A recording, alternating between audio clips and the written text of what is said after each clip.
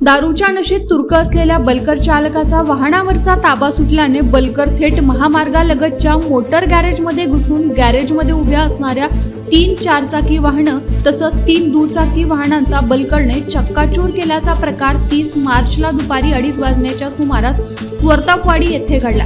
सुदैवाने अपघात स्थळी गॅरेज चालक नसल्यानं नशीब बलवत्तर म्हणून या अपघातातून काही बचावले आहेत। या प्रकरणी अशोक सुंकडे हे दारूच्या नशेत बलकर चालवणाऱ्या चालकाचं नाव असून त्याच्यावर गुन्हा दाखल करण्यात आला।